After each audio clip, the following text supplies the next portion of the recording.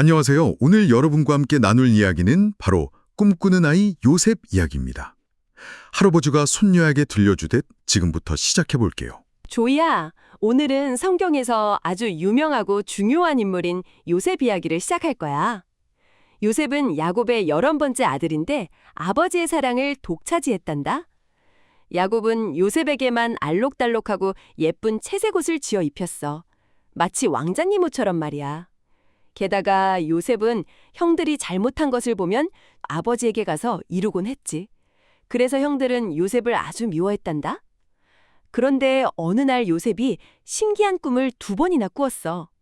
첫 번째 꿈은 밭에 있는 형들의 곡식단이 요셉의 곡식단에게 절을 하는 꿈이었고, 2번째 꿈은 해와 달과 11개의 별이 요셉에게 절을 하는 꿈이었지.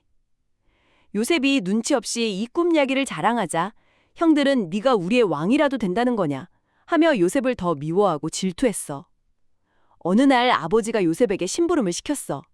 형들이 양을 잘 치고 있는지 보고 오라는 거였지. 요셉은 형들을 찾아 헤매다가 도단이라는 곳까지 갔단다. 멀리서 요셉이 오는 것을 본 형들은 나쁜 마음을 먹었어. 저기 꿈꾸는 녀석이 오는구나. 저 녀석을 죽여서 그 꿈이 어떻게 되나 보자 하고 말이야. 형들은 요셉을 잡아서 그 예쁜 채색 옷을 찢어 벗기고 깊은 구덩이에 던져버렸어. 그때 유다라는 형이 죽이지는 말고 차라리 팔아버리자 라고 제안했지. 마침 지나가던 상인들에게 요셉을 은 20개를 받고 노예로 팔아넘겼단다.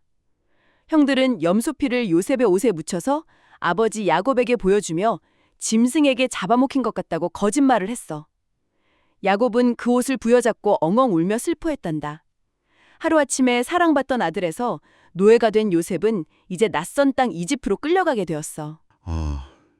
정말 마음 아픈 이야기네요. 그렇게 사랑받던 아들이 한순간에 노예로 팔려가다니 도대체 왜 이런 일이 일어난 걸까요? 네, 이야기 속에 보면 몇 가지 중요한 이유가 숨어 있어요. 그런가요? 첫 번째는 아버지 야곱이 요셉에게만 특별한 채색 옷을 입히면서 편애했기 때문이에요. 네. 다른 형제들 마음속에 시기심이 싹 튼 거죠. 그렇죠. 저라도 나만 빼고 동생한테만 막 예쁜 옷 사주고 그러면 정말 서운할 것 같아요. 그럼요. 그런데 요셉이 꾼 꿈 이야기가 형들을 더 화나게 만든 거군요. 맞아요. 불에 기름을 부은 격이죠. 형들의 곡식단이랑 심지어 해, 달, 별까지 자기한테 절을 했다는 꿈 이야기를 했잖아요. 네. 이게 형들 입장에서는 뭐야, 네가 우리를 다스리는 왕이 되겠다고? 하는 것처럼 들렸던 거예요. 그러니까 미움이 정말 활활 타오르게 된 거죠. 그래서 결국 요셉을 구덩이에 던지고 노예로 팔아버렸군요. 정말 무서운 일이에요. 네. 그런데요, 이 이야기 속에 아주 놀라운 비밀이 하나 숨겨져 있어요. 비밀이요? 네. 마치 예수님의 모습을 미리 보여주는 그런 그림자 같거든요. 잠깐만요. 예수님이요? 그게 무슨 말씀이세요? 어떤 점이 그렇게 비슷한가요? 한번 잘 생각해 보세요. 요셉은 아버지의 정말 사랑받는 아들이었잖아요. 네, 그랬죠. 하지만 형들에게 미움을 받아서 은 20개에 팔렸죠. 예수님도 한번 생각해 보세요. 하나님의 가장 사랑받는 아들이셨지만 제자에게 은 30개에 팔리셨어요. 와, 듣고 보니 정말 그렇네요.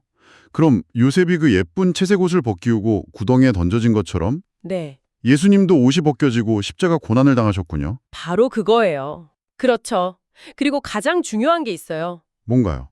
요셉이 나중에 자신을 판 형들을 구원하는 지도자가 되잖아요. 네, 맞아요. 그것처럼 예수님도 온 세상을 구원하는 왕이 되셨다는 점이에요. 정말 놀랍지 않나요? 와, 진짜 신기하네요. 듣고 보니 소름이 돋을 정도예요. 그런데 또 하나 궁금한 게 있어요. 네, 말씀해 보세요. 형들은 요셉의 꿈이 이루어지는 게 너무 싫어서 요셉을 팔아버린 거잖아요. 그렇죠. 그 꿈을 없애버리고 싶었던 거죠. 그런데 그 행동이 오히려 요셉을 이집트로 보내서 그 꿈이 이루어지게 만들었다는 게 참 아이러니해요. 아주 중요한 점을 보셨어요. 바로 그거예요. 사람들은 나쁜 마음으로 하나님의 계획을 망치려고 하지만 하나님은 그 나쁜 일까지도 사용하셔서 당신의 약속을 이루시는 분이라는 걸 보여주는 거죠. 와, 그러니까 지금 당장은 요셉처럼 캄캄한 구덩이에 빠진 것처럼 힘들고 슬퍼도 네, 보이지 않는 곳에서 하나님이 계속 일하고 계신다는 거군요. 바로 그거예요. 그렇습니다. 그렇다면 오늘 이 이야기를 통해서 우리가 배울 점은 무엇일까요? 뭘까요? 먼저 질투라는 마음을 정말 조심해야 해요. 혹시 친구나 동생이 칭찬받을 때 막 셈이 나는 마음이 들 때가 있죠. 아, 네, 그럼요. 그럴 때가 있죠. 그럴 땐 어떻게 해야 할까요? 그 마음을 그냥 내버려두면 요셉의 형들처럼 미움으로 자라날 수 있거든요. 아, 무섭네요. 그럴 땐 하나님께 솔직하게 기도하는 거예요. 하나님, 친구가 잘 되어서 축하해주고 싶은데 제 마음이 자꾸 셈이 나요. 도와주세요. 이렇게요. 그렇군요.